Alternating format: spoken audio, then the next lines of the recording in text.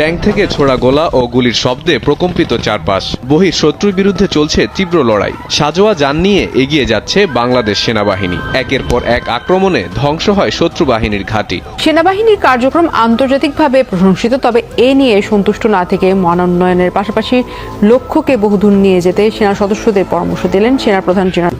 লোকজন আছে সেনাবাহিনী এবং আপনাদের বিভিন্ন ধরনের নিরাপত্তা দিয়ে যাচ্ছে।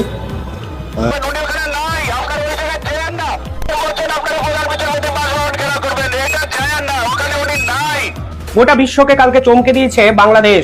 তারা এবার যে সিদ্ধান্ত নিয়েছে তা নিঃসন্দেহে দক্ষিণ পূর্বের রাজনীতিতে অত্যন্ত গুরুত্বপূর্ণ এবং তাৎপর্যপূর্ণ। প্রায় 5 দশক পর, অর্থাৎ 50 বছর পর সেই দিন এসে গেছে, সেই ক্ষণ এসে গেছে। এবার শুধু খেলার পালা, খেলা হবে। 3 লক্ষ সৈন্যের একটা বিশাল রিজার্ভ তিনি করছেন। সেই ট্রেনিং করা সৈন্যগুলোর মধ্যে থেকে 82,000 রিজার্ভ সেনা অলরেডি ভারতের পথে গাড়িতে আছে এই মুহূর্তে। পরিস্থিতি কোন দিকে যাচ্ছে টেনশনে, যে খেলা এবার ভিন্ন উপায়ে খেলবে। এবার ভারতকে বড় ধাক্কা দিতে চলেছে ইউনূস প্রশাসন, আর এই বিষয়টি নিয়ে নাকি ইতিমধ্যেই প্রশাসনিক স্তরে নির্দেশও দিয়ে দিয়েছেন ইউনূস। মঙ্গলবার বেলা 11টার কিছু পর বিকট শব্দে টিউব থেকে ছুটে যায় মিসাইল, যা 4 মিনিটের মধ্যে 120 কিলোমিটার রেঞ্জে গিয়ে আঘাত আনতে সক্ষম হয়। এর ঠিক 10 মিনিট পর টিউব থেকে ছোড়া হয় দ্বিতীয় মিসাইল। এভাবে সেনাবহরে যুক্ত নতুন টাইগার মিসাইল সিস্টেমের সফল ফায়ারিং হয়। সমন্বয়কারী যারা উপদেষ্টা আছেন এই দেশের ধ্বংসের জন্য আপনাদেরকে দায়ী করি। আমি আমার ব্যক্তিগত জায়গা থেকে আপনাদের বিরুদ্ধে যুদ্ধ ঘোষণা করলাম, ঠিক আছে? আপনাকে একজন উপদেষ্টা আছে মাহবুজ আলম, আল্লাহ হলো একদম একটা পাগল। সময় আছে অন্য ভালো। বাহিনীর সদস্যদের কাছে জেনেছেন সার্বিক অবস্থা, দিয়েছেন বিশেষ নির্দেশনাও। বাংলাদেশ ভালো মান অর্জন সামলানোর জন্য ভাষণ দিতে ওঠেন এই মেজর জেনারেল সাকিন আহমেদ। আসসালামু আলাইকুম রহমতুল্লাহ। সবাই কেমন আছেন? আশা করি সবাই অনেক অনেক ভালো এবং সুস্থ আছেন। সবাইকে স্বাগতম জানাচ্ছি আমাদের আরো একটা নতুন ভিডিওতে। প্রতিদিনের মতো আমি আপনাদের সিরিয়াত ফারুকি। দর্শক, আজকের ভিডিও টাইটেল এবং থাম্বনেল দেখে ইতিমধ্যে বুঝতে পেরেছেন আজকে কি বিষয়টা নিয়ে কথা বলবো। আজকে যে বিষয়টা নিয়ে কথা বলবো খুবই গুরুত্বপূর্ণ একটা বিষয়। ইতিমধ্যে আপনারা ভিডিওর শুরুতে কিছু অংশ বিশেষ দেখতে পেয়েছেন। আমরা একটু পরে ভিডিওর বাকি অংশগুলো দেখবো। তার আগে আপনাকে ছোট্ট একটু অনুরোধ জানিয়ে রাখতে চাই, সেটা হচ্ছে আমাদের চ্যানেলটিতে নতুন থাকলে চ্যানেল সাবস্ক্রাইব করে সাথে থাকবেন। তো দর্শক, ভিডিওটি যাতে বেশি বড় না করতে হয় সেই জন্য আমি আপনাদেরকে মূল আলোচনায় নিয়ে যাচ্ছি। তার আগে অনুরোধ করবো সবাইকে ধৈর্য সহকারে ভিডিওটি শেষ পর্যন্ত দেখে আশা করি আপনার ব্যক্তিগত মতামত কমেন্টে জানাবেন। আর বেশি কথা বলছেন, আমরা ভিডিওগুলো একটু বিস্তারিত সামলানোর জন্য ভাষণ দিতে ওঠেন এই মেজর জেনারেল সাকিন আহমেদ। তিনি তার বক্তব্য রাখা শুরু করেন।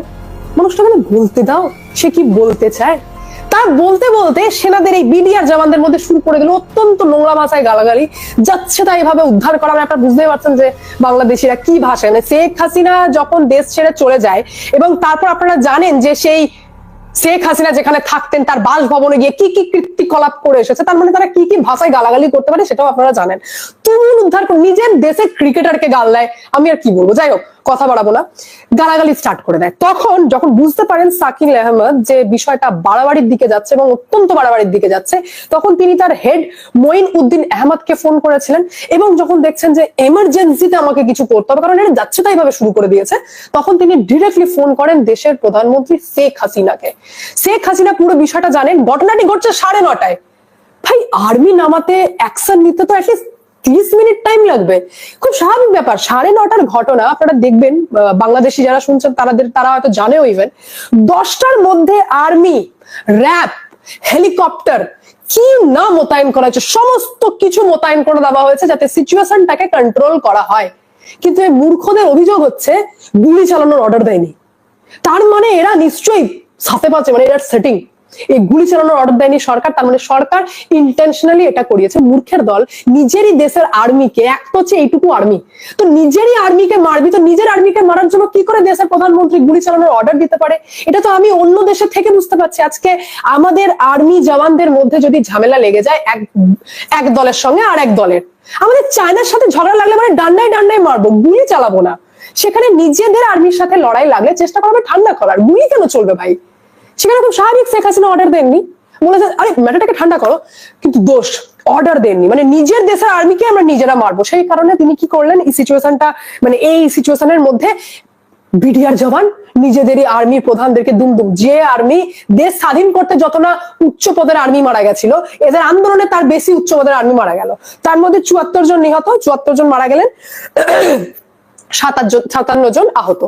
এবার এই যে নিহত হয়েছিলেন তার মধ্যেই ছিলেন কিন্তু ক্যাপ্টেন তানভীর হায়দার, যার ওয়াইফ তাসনুভা ভাবি, যিনি এখন অভিযোগ করছেন যে শেখ হাসিনার সাথে তলায় তলায় যোগাযোগ রাখছেন বাংলাদেশের সেনাপ্রধান ওয়াকারুজ্জামান। আচ্ছা, এই ঘটনার মধ্যে ভারতের ৭-৫ কোথায়? ভারতের কি ইন্টারেস্ট ভাই? ভারতের খেদে কাজ নেই যে তুমি তোমার দেশের আর্মিকে মারবে, সেই জন্য আমরা এখান থেকে লোক পাঠাবো বা লোক ঠিক করবো বা প্ল্যানিং করবো। আমাদের দেশে কূটনীতি রাজনীতি করার টাইম কম পড়েছিল নাকি যে ওই দেশে রাজনীতি করতে যাবো এই ম্যাটার নিয়ে? 2009 সালের ঘটনা কুড়ে এখন ভারত আর শেখ হাসিনাকে ব্লেম করা হলো। Well good. কতটা মূর্খের দল, সুখে থাকলে ভূতে কেলায়, এই লাইনটা বাংলাদেশের সঙ্গে পারফেক্ট যায়। আমি নেক্সট ইনফরমেশন আপনাদেরকে দিই। রাশিয়াকে বলা হয়েছে যে তুমি $5 বিলিয়ন ধাঁধরি করেছো শেখ হাসিনার ভারতকে মিলিতভাবে। আরে মূর্খ, ইউক্রেন বাপ করছে যে প্লিজ আমাকে একটু সেটিং করে দেওয়া হোক, সেখানে রাশিয়ার সাথেও প্রভোকেটিভ, মানে জোর করে প্রভোক করা, জোর করে উত্তপ্ত করা যে আয় ভাই আমাকে মার, আমি মার খাবার জন্য রেডি, আমাকে এসে অ্যাটাক কর, প্লিজ মার, প্লিজ প্লিজ। এই কে দেশের রীতে এসছে এই ইউনুস, নাকি দেশের ক্ষতি করতে এসছে? কারণ ক্ষতির কথা আমি এই কারণেই বললাম, কারণ ইনফরমেশন বলছে যে বাংলাদেশে তৈরি হচ্ছিল নিউক্লিয়ার পাওয়ার প্লান্ট। কারেন্টের সমস্যা হয় তো, বাংলাদেশি যারা শুনছেন কারেন্টের প্রবলেম হয়, সেই কারণে শেখ হাসিনা একটা পাওয়ার প্লান্ট বানাচ্ছিলেন যেটা 2400 মেগাওয়াট বিদ্যুৎ উৎপাদন করবে, যেটার জন্য কনফার্ম করা হয় যে $12.65 বিলিয়ন সাইন করা হয় যে এটা খরচা হবে। সেই কারণে এখন বাংলাদেশ বলছে যে এই রাশিয়া আর ভারত আর শেখ হাসিনা মিলে $5 বিলিয়ন ধাঁধলি করেছে। বিষয়টা হচ্ছে যে টাকা দিতে চাইছি না, সেই কারণে আমি এই সমস্ত অভিযোগ লাগাবো। কারণ রিসেন্ট আমার কাছে খবর এসেছে যে যেদিন থেকে শেখ হাসিনা গভর্নমেন্ট উল্টেছে সেদিন থেকে এই পাওয়ার প্ল্যান্টের কাজ ডেড স্টপ করে দেওয়া হয়েছে। ভারত নিজের যে সমস্ত কর্মচারীরা ছিলেন তাদেরকে ডেকে পাঠিয়েছেন, রাশিয়াও স্টপ করে দিয়েছে এবং রাশিয়া বলেছে $630 মিলিয়ন ইন্টারেস্ট বাংলাদেশকে আমাকে দিতে হবে। $630 মিলিয়ন। এখন এই টাকা দেওয়ার ক্ষমতা অকাদ বাংলাদেশের নেই, সেই কারণে শুরু করেছে রাশিয়ার সাথে অশান্তি, যাতে টাকা না দিতে হয়। ঠিক যেমন ভারতের সঙ্গে ফান্ডা, সেরকম রাশিয়ার সাথে। রাশিয়া বলেছেন বাংলাদেশের গভর্নমেন্টকে আমি মানি না। ভারত তো উত্তরই দেয়নি। ভারত এই অভিযোগের উত্তর ভারত এটা দিয়েছে যে তোমাদের আগের দিনের পাঠানোর, শেখ হাসিনাকে ফেরত পাঠানোর সেই চিঠি আমি গ্রহণ করলাম। এটা ছিল ভারতের উত্তর, আমি চিঠি গ্রহণ করলাম। প্রায় 8টির মতো অ্যাটাক হেলিকপ্টার ক্রয় করতে চলেছে বাংলাদেশ বিমান বাহিনী, যেটা বাংলাদেশ বিমান বাহিনীর প্রধান নিজেই তার ভাষণে বলেছে। আর এই কারণেই বাংলাদেশ এবার দক্ষিণ এশিয়ায় অন্যতম শক্তিশালী রাষ্ট্রে পরিণত হতে চলেছে। আর এইসব দেখে ভারতের প্রধানমন্ত্রী নরেন্দ্র মোদীর ধুতি ঢিলা হয়ে গেছে। তারা কোনোভাবেই বাংলাদেশকে আটকাতে পারছে না, তারা কোনোভাবেই বাংলাদেশকে তাদের আয়ত্তে নিয়ে আসতে পারছে না। বাংলাদেশ এগিয়ে চলছে নিজ গতিতে, কেনা হচ্ছে ভয়ঙ্কর সব সামরিক অস্ত্র। এছাড়াও নিজ দেশেই বর্তমানে মিসাইল তৈরির এবং মিসাইল উৎপাদনের কারখানা স্থাপন করা হচ্ছে, যেটা হয়ে গেলে বাংলাদেশ হবে পৃথিবীর মধ্যে অন্যতম শক্তিশালী একটি রাষ্ট্র এবং দক্ষিণ এশিয়ায় নতুন পরাশক্তি হিসাবে আবির্ভাব ঘটতে চলেছে বাংলাদেশের, যেটা ভারত কখনো কল্পনা করেনি। সবকিছু মিলিয়ে আজকের ভিডিওটি অনেক বেশি গুরুত্বপূর্ণ হতে চলেছে, তাই আজকের ভিডিওটি অন্তত শেষ পর্যন্ত মনোযোগ সহকারে দেখার অনুরোধ রইল। আপনারা হয়তো ইতিমধ্যে জেনে গেছেন যে বাংলাদেশ বিমান বাহিনী কিন্তু চীনের কাছ থেকে 16টির মতো J-10C ফাইটার জেট ক্রয় করেছে। আর J-10C ফাইটার হলো বর্তমান যুগের অন্যতম শক্তিশালী একটি ফাইটার জেট। বর্তমানে পাকিস্তান বিমান বাহিনী ও চীনা বিমান বাহিনী এই যুদ্ধবিমানটি অপারেট করছে, আর এটিকে রাফেল যুদ্ধবিমানের সমকক্ষ হিসাবে ধরা হয়ে থাকে। এমনকি কিছু কিছু ক্ষেত্রে এই যুদ্ধবিমানটি ভারতের অত্যাধুনিক যুদ্ধবিমান রাফেল যুদ্ধবিমানের চেয়েও অনেক এগিয়ে আছে। এমনকি এটি একটি সিঙ্গেল ইঞ্জিন বিশিষ্ট যুদ্ধবিমান এবং এটির স্পিড হলো ম্যাক 2, অর্থাৎ এটি শব্দের গতির চেয়েও দ্বিগুণ স্পিডে ছুটতে পারে। এবং এটির অন্যতম সক্ষমতা হলো এটি কিন্তু র্যাডারকে ফাঁকি দিতে সক্ষম, অর্থাৎ এটি ভারতের যে কোনো র্যাডারকে ফাঁকি দিয়ে মূল ভারতের ভূখণ্ডেও আঘাত আনতে সক্ষম। এবং এই যুদ্ধবিমানটির রেঞ্জও কিন্তু অনেক বেশি, এর রেঞ্জ প্রায় 1850 কিলোমিটার, অর্থাৎ এটি একবার আকাশে উড়িয়ে ভারতের মুম্বাই শহরে আক্রমণ করে ফিরে আসা সম্ভব। এবং এই যুদ্ধবিমানটি কিন্তু বিপুল পরিমাণে বোমা বহনে সক্ষম। এটি প্রায় 18,050 কেজি বোমা বহনে সক্ষম, অর্থাৎ 18 টন বোমা বহন করা যাবে এই যুদ্ধবিমান দিয়ে। আর এটি একটি মাল্টিরোল ফাইটার জেট এবং এই যুদ্ধবিমানের গতি এত বেশি এবং এটি এত বেশি বোমা বহন করতে পারে যে এটি দিয়ে মাত্র 30 মিনিটের মধ্যেই ভারতের কলকাতাকে উড়িয়ে দেওয়া সম্ভব। আর এটি নিয়ে চিন্তায় পড়ে গেছে পুরো ভারতীয় মিডিয়া। তারা কোনোভাবে মেনে নিতে পারছে না যে বাংলাদেশ চীনের কাছ থেকে জে-10C ক্রয় করছে। বন্ধুরা, জে-10C ছাড়াও আরও একটি সুখবর আপনাদেরকে জানাই, আর সেটি হলো যে বাংলাদেশ কিন্তু এবার সাবমেরিন ক্রয় করতে চলেছে। আর এটি একটি না দুইটি না, প্রায় 12টির মতো সাবমেরিন ক্রয় করার প্ল্যান রয়েছে বাংলাদেশের। আপনারা হয়তো ইতিমধ্যে জানেন যে বাংলাদেশ নৌবাহিনী কিন্তু ইতিমধ্যেই 2টি সাবমেরিন অপারেট করে, আর 2টি মিং ক্লাস সাবমেরিন। আর এই মিং ক্লাস সাবমেরিনগুলো বেশ পুরনো, তাই এগুলোকে আপগ্রেড করার জন্য বাংলাদেশ এবার চীনের কাছ থেকে পর্যায়ক্রমে 12টি সাবমেরিন অর্ডার করতে চলেছে। এমনকি আপনারা হয়তো এটাও জানেন যে 52 শেখ হাসিনা নামক একটি সাবমেরিন বেস রয়েছে বাংলাদেশের চট্টগ্রামে 52 শেখ হাসিনা নামক সেই সাবমেরিন ঘাঁটিটি অবস্থিত। এইখানে প্রায় 6টির মতো সাবমেরিন রাখার ফ্যাসিলিটিস রয়েছে। এমনকি এই সাবমেরিন ঘাঁটিটিকে যদি আরেকটু বাড়ানো যায় বা নতুন করে যদি আরেকটি সাবমেরিন ঘাঁটি তৈরি করা হয়, তাহলে সেখানেও সাবমেরিন রাখা যাবে। বাংলাদেশের হাতে যদি 12টির মতো সাবমেরিন চলে আসে, তাহলে বাংলাদেশ নৌবাহিনী কিন্তু দাপটের সাথে বঙ্গোপসাগরে রাজত্ব করবে। এমনকি ভারতের যে কোনো নৌবলককে মুহূর্তে ভেঙে দিতে সক্ষম হবে বাংলাদেশ নেভি। এখন দেখার বিষয় যে বাংলাদেশ কবে নাগাদ এই সাবমেরিনগুলো ডেলিভারি পায়। বন্ধুরা, এবার আপনাদেরকে আরও একটি সুখবর দিতে চাই, আর সেটি হলো যে বাংলাদেশ কিন্তু এবার অ্যাটাক হেলিকপ্টার ক্রয় করতে চলেছে। আপনারা হয়তো বাংলাদেশ বিমান বাহিনীর সে ভাষণে শুনেছেন যে বাংলাদেশ ইমার্জেন্সিভাবে যুদ্ধ বিমানের পাশাপাশি অ্যাটাক হেলিকপ্টারও ক্রয় করতে চলেছে। আর বাংলাদেশের আপকামিং অ্যাটাক হেলিকপ্টারগুলো হতে পারে আমেরিকার তৈরি অ্যাপাচি অ্যাটাক হেলিকপ্টার। আর অ্যাটাক হেলিকপ্টার যুদ্ধক্ষেত্রে কতটা যে ভয়ঙ্কর তা আপনারা কল্পনা করতে পারবেন না। ধারণা করা হয়ে থাকে যে যুদ্ধক্ষেত্রে 10টি যুদ্ধ ট্যাঙ্কের সমান একটি অ্যাপাচি অ্যাটাক হেলিকপ্টার। আর এই অ্যাপাচি অ্যাটাক হেলিকপ্টারগুলো বিশ্বমানের। এমনকি এই অ্যাপাচি অ্যাটাক হেলিকপ্টারগুলো বিশ্বের বিভিন্ন যুদ্ধে অংশগ্রহণ করেছে, তাই এর কোয়ালিটি নিয়ে কোনো রকম সন্দেহ থাকার কথা নয়। যুদ্ধক্ষেত্রে ভয়ঙ্কর একটি অস্ত্র হবে এই বাংলাদেশের অ্যাপাচি অ্যাটাক হেলিকপ্টার। তবে কোনো কারণে যদি আমেরিকা বাংলাদেশের কাছে অ্যাপাচি অ্যাটাক হেলিকপ্টার বিক্রি করতে না চায়, তাহলে আরেকটি অপশন আমাদের হাতে রয়েছে, আর সেটি হলো তুরস্কের তৈরি টাইগার অ্যাটাক হেলিকপ্টার। তুরস্কের এই টাইগার অ্যাটাক হেলিকপ্টারগুলোও কিন্তু ভয়ঙ্কর লেভেলের মারাত্মক। তবে সেটা যাই হোক, আমেরিকার হোক বা তুরস্কের হোক, যে কোনো একটি দেশের অ্যাটাক হেলিকপ্টার হলে আমাদের চলবে, কারণ এই 2টি অ্যাটাক হেলিকপ্টারই প্রায় সমকক্ষ মানের। আর বাংলাদেশ বিমান বাহিনীতে অ্যাটাক হেলিকপ্টার যুক্ত হয়ে গেলে বাংলাদেশ বিমান বাহিনী আরও এক ধাপ এগিয়ে যাবে এবং যুদ্ধক্ষেত্রে তাদের সক্ষমতা বহুগুণে বেড়ে যাবে। বন্ধুরা, এবার আমি আপনাদেরকে আরও একটি সুখবর দিতে চাই, আর সেটি হলো যে এবার বাংলাদেশে তৈরি হবে ভয়ঙ্কর মিসাইল। অর্থাৎ বাংলাদেশে এবার তৈরি হতে পারে শাহিন 2 এর মতো ভয়ঙ্কর ব্যালিস্টিক মিসাইল। আর এইখানে আমাদেরকে সহায়তা করবে পাকিস্তান। ইতিমধ্যে কিন্তু পাকিস্তানের বেশ কিছু বিজ্ঞানী বাংলাদেশে এসেছে বলে খবর ছড়িয়েছে। হয়তো বাংলাদেশের গাজীপুরে খুব শীঘ্রই একটি মিসাইল ফ্যাক্টরি তৈরি হবে। এছাড়াও চীনের সহযোগিতায় বাংলাদেশে কিন্তু এয়ার ডিফেন্স সিস্টেমের তৈরি যে FM-90 রয়েছে সেটি তৈরি হতে চলেছে। অর্থাৎ বাংলাদেশে এবার তৈরি হবে আকাশ প্রতিরক্ষা ব্যবস্থা FM-90, আর এটি ব্যাপক কার্যকরী একটি এয়ার ডিফেন্স সিস্টেম। যদিও এটি শর্ট রেঞ্জের একটি এয়ার ডিফেন্স সিস্টেম, তারপরও কিন্তু এটি যথেষ্ট কার্যকরী। আমরা শুধু যে অন্য দেশে আক্রমণ করব তা কিন্তু নয়, আমাদের নিজেদেরকেও সুরক্ষিত রাখতে হবে। আর এর জন্য এয়ার ডিফেন্স সিস্টেমের বিকল্প হিসাবে আমি আর কোনো কিছু দেখছি না। অর্থাৎ বাংলাদেশে এগুলোকে উৎপাদন করার সক্ষমতা অর্জন করতে হবে বাংলাদেশের।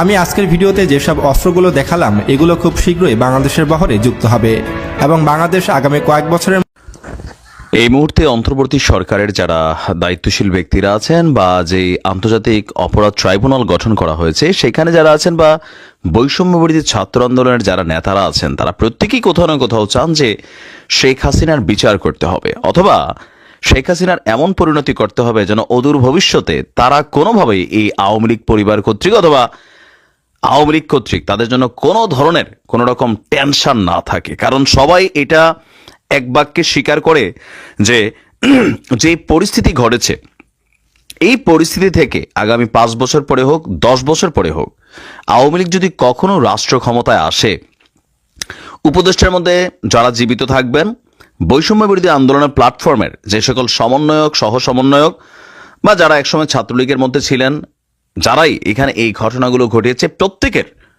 নির্মম পরিণতি ভোগ করতে হবে। তো সেই জায়গা থেকে সবাই কিন্তু চাচ্ছেন যেন আইনের মাধ্যমে শেখ হাসিনার একটা কঠিন সাজার ব্যবস্থা করা যায়, ফাঁসির ব্যবস্থা করা যায়, যে সাপও মরল লাছিও ভাঙল না। কিন্তু বিষয়টা কি আসলে এত সোজা? বাংলাদেশ সরকারের যে চিঠি ভারত সরকারের কাছে গিয়েছে, শেখ হাসিনাকে এই চিঠির মাধ্যমে কি আসলে ফেরত আনা সম্ভব? না, সম্ভব না। কেন সম্ভব না বলছি? শেখ হাসিনার হাতে বেশ কয়েকটা অপশন আছে। এই অপশনগুলো তিনি ব্যবহার করলে বাংলাদেশ সরকার তাকে ফেরত আনতে পারবে না। আর এই কথাগুলো আমার কথা না, এগুলা বলা হচ্ছে যে বাংলাদেশের দায়িত্ব পালন করে যাওয়া একজন সাবেক ভারতীয় রাষ্ট্রদূত মহেশ সাচদেব। ভারতীয় গণমাধ্যম ANI কে দেওয়া এক সাক্ষাৎকার তিনি বলছেন, বাংলাদেশ এবং ভারতের মধ্যে যে বন্দি প্রত্যর্পণ চুক্তি আছে, সেই চুক্তি অনুযায়ী আপনার এটা মোটামুটি অসম্ভব। কেন? এটি অনেক সতর্কভাবে করা। এই চুক্তিটি রাজনৈতিক ইস্যুতে যে প্রত্যর্পণ আছে সেটাকে প্রত্যাখ্যান করে। তো শেখ হাসিনার ইস্যুটা রাজনৈতিক ইস্যু হিসাবে কিন্তু ভারত দেখছে এবং রাজনৈতিক বিবেচনায় অপরাধমূলক কর্মকাণ্ডকে ফোকাস করে। আচ্ছা, তো এখন এইসব চুক্তির সতর্কতা ব্যবহার করা যেতে পারে। শেখ হাসিনা দেশটির বর্তমান সরকারের প্রত্যর্পণের অনুরোধের বিরুদ্ধে ভারতের আদালতের দ্বারস্থ হওয়ার তার কাছে একটা অপশন আছে। তো কি তিনি করতে পারেন? আদালতে তিনি লিখিতভাবে আবেদন জানাতে পারেন যে ভারতের সরকার যদি তাকে বাংলাদেশে ফেরত পাঠায় তার সঙ্গে অন্যায় আচরণ করা হবে, যেটা আমি গতকালকের ভিডিওতে বলেছিলাম। আবার ভারত বাংলাদেশের সরকারকে জানাতে পারে যে শেখ হাসিনাকে ফেরত পাঠানো হলে তার সঙ্গে ন্যায় বিচার হবে কিনা সেই সম্পর্কে তারা নিশ্চিত নয়। তিনি বলছে যে আপনাদের নিশ্চয়ই অনেকেরই মনে আছে যে ভারতের অনেক তালিকাভুক্ত সন্ত্রাসী ইউরোপের বিভিন্ন দেশে আছে এবং নয়াদিল্লির বারবার অনুরোধ সত্ত্বেও তাদেরকে ওই রাষ্ট্রগুলো ফেরত পাঠাচ্ছে না। এর কারণ হিসেবে ইউরোপ বলছে ভারতের বিচার ব্যবস্থা এবং কারাগারগুলোর মান নিয়ে তাদের সংশয় রয়েছে। তো এখন এই পদক্ষেপগুলো অনুসরণ করা যেতে পারে। মোটা দাগে আমরা যদি বলতে চাই যে এরকম যখন রাজনৈতিক কোনো বন্দী বা রাজনৈতিক কোনো ব্যক্তি অন্যান্য দেশে গিয়ে আশ্রয় নেয়, যেমন তারেক রহমান, ওনাকে কেন ফেরত আনা গেল না? বঙ্গবন্ধু শেখ মুজিবুর রহমানের অনেক খুনি, তাদেরকে কেন ফেরত আনা গেল না? ওই রাষ্ট্রগুলো মনে করে যে তোমার দেশের বিচার ব্যবস্থা প্রশ্নবিদ্ধ।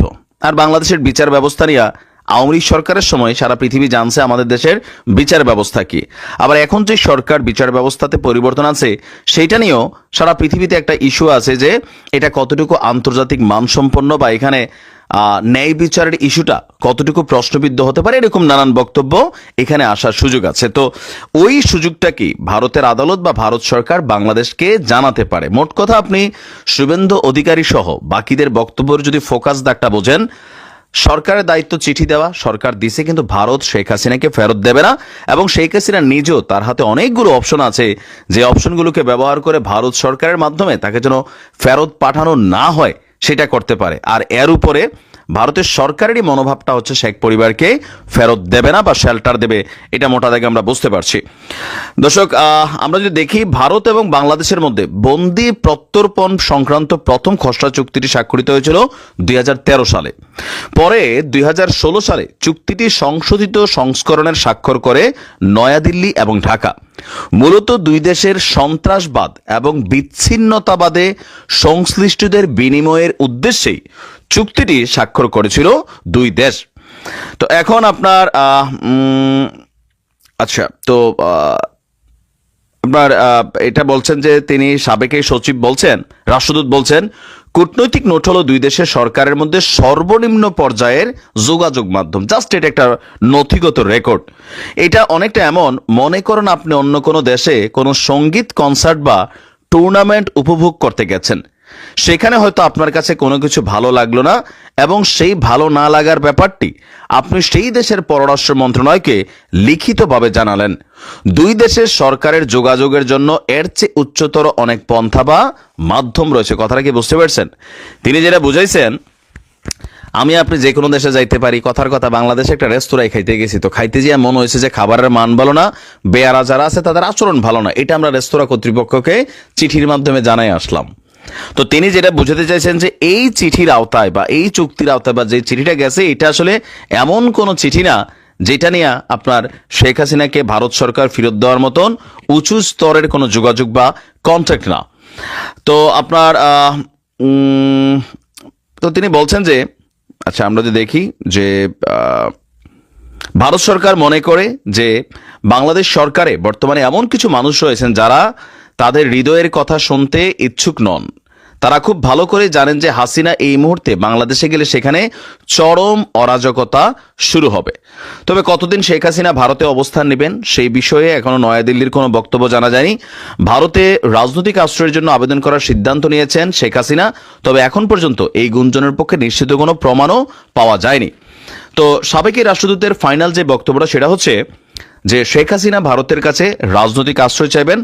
যদি তিনি আশ্রয় চেয়ে আবেদন করেন সেক্ষেত্রে রাজনৈতিক বিবেচনায় এই ব্যাপারে সিদ্ধান্ত নেবে নয়াদিল্লি। আর এক্ষেত্রে নির্দিষ্ট কোনো নিয়ম নাই, অর্থাৎ কোনো নির্দিষ্ট সময়সীমার মধ্যে আবেদন করতে হবে এমন কোনো বাধ্যবাধকতা নাই। তিনি বলছেন অন্তত আমি এতদূর জানি।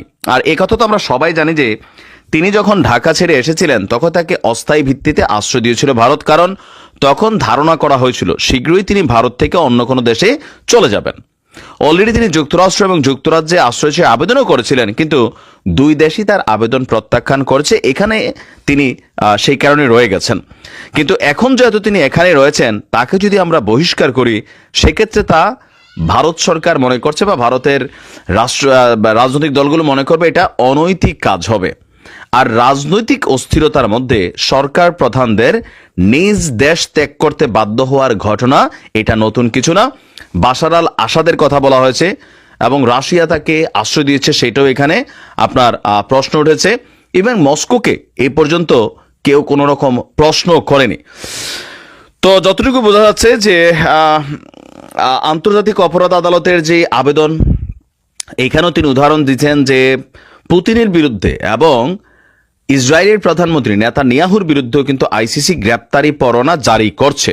এবার পাকিস্তানের সেনাবাহিনীর যে আর্মি চিফ, সেই আর্মি চিফ এবং আর্মি কর্তারা বাংলাদেশের সেনাবাহিনীকে ট্রেন করবেন দিনের পর দিন।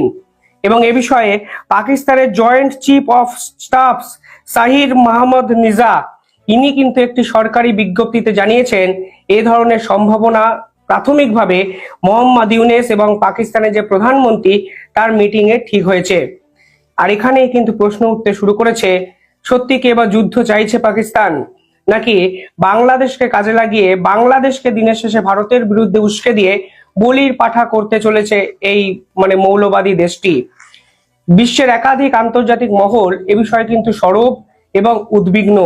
তারা বলছেন হঠাৎ করে বাংলাদেশের প্রয়োজনীয়তাটা কি পড়লো যে পাকিস্তানের সেনাকর্তারা বাংলাদেশের সেনাবাহিনী থেকে ট্রেনিং নেবেন, এই প্রশিক্ষণের পিছনে বা নেপথ্যে কোন বড় প্ল্যান এদের জড়িয়ে আছে সে বিষয়ে কিন্তু তারা প্রশ্ন চিহ্ন তুলে দিয়েছেন।